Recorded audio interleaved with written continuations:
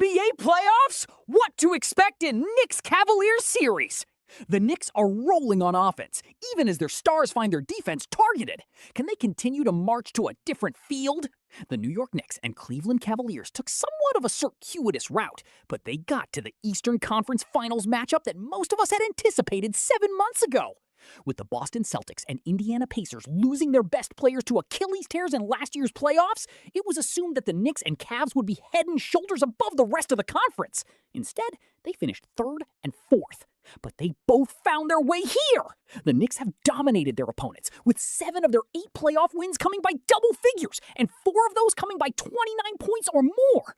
The Cavs have had a much bumpier path, needing 7 games to eliminate both the Toronto Raptors and the top-seeded Detroit Pistons. The Knicks won 2 of the 3 regular season meetings, but the Cavs won the one, February 24, after they acquired James Harden. That was arguably the best game they've played with Harden until Game 7 in Detroit on Sunday.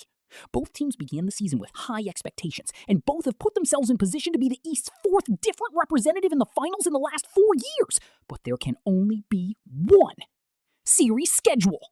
Here's how to watch the Knicks versus Cavaliers series. All times Eastern Standard Time. Game 1, Cleveland at New York, Tuesday, May 19th, 8 p.m. Eastern, ESPN. Game 2, Cleveland at New York, Thursday, May 21st, 8 p.m. Eastern, ESPN. Game 3, New York at Cleveland, Saturday, May 23rd, 8 p.m. Eastern, ABC. Game 4, New York at Cleveland, Monday, May 25th, 8 p.m. Eastern, ESPN. Game 5, Cleveland at New York, Wednesday, May 27th, 8 p.m. Eastern, ESPN. Game 6, New York at Cleveland, Friday, May 29th, 8 p.m. Eastern, ESPN. Game 7, Cleveland at New York, Sunday, May 31st, 8 p.m. Eastern, ESPN. Playoff power rankings. How the 4 conference finalists stack up. The conference finals are here, and 4 teams are still alive. How do they stack up with an NBA Finals berth 4 wins away? The Oklahoma City Thunder are the 8th team to sweep through the first 2 rounds of the playoffs since the first round went to a best-of-7 format in 2003, 24 years.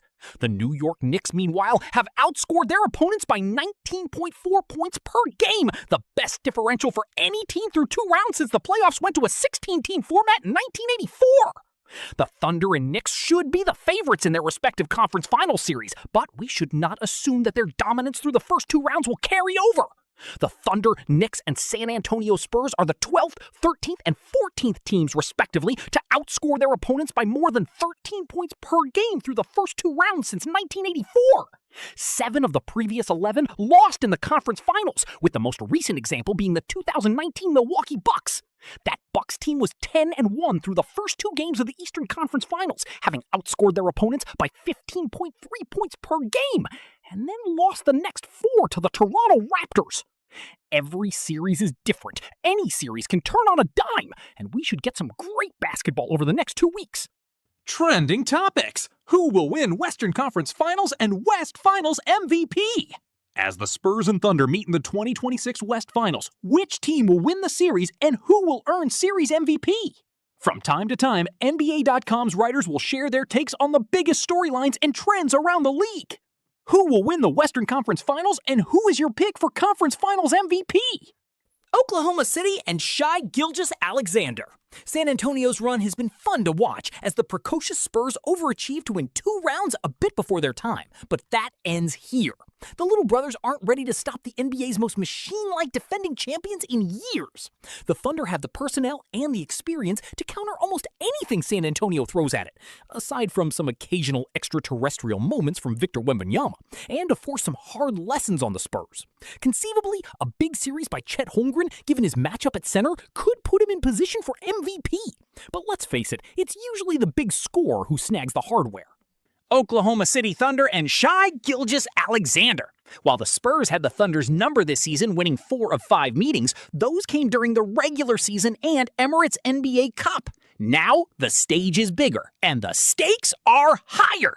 OKC knows this atmosphere well, while this is new territory for the young Spurs, who are trying to leap from missing the SoFi Play-In Tournament in 2025 to reaching the NBA Finals in 2026.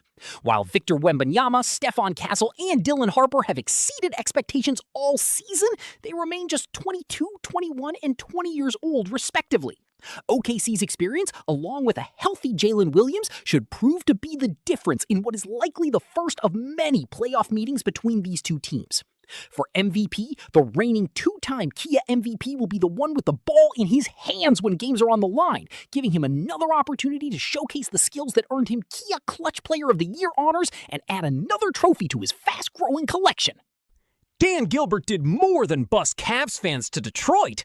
Cleveland's owner had everyone's backs heading into the Cavs' Game 7 blowout win, from the fans to the players to the coaching staff.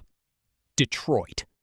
Yes, Cleveland Cavaliers owner Dan Gilbert really rented 25 buses, filled them with nearly 1,400 people, and sent them on their way to see his team win Game 7. But before we tell you more about that story, it was Saturday night at the Cavs hotel, and the team was having dinner, a potential last meal if things didn't go well the next day. Away from the rest of the players, coaches, families traveling, and team staff, but in the same room was a table at which Coach Kenny Atkinson sat with President of Basketball Operations Kobe Altman and John Nichols, one of Altman's deputies in the front office, and Gilbert, along with his son Grant. It was an easy trip for Gilbert, who lives in a Tony Detroit suburb, to stop by the hotel on the eve of a Game 7. The Cavs had been blown out at home in Game 6 after a string of failures to get out of the second round. And the team payroll of $229 million before tax penalties is the most expensive in NBA history. You might imagine the mood was tense. The stakes for the next evening at Little Caesars Arena were sure to be high.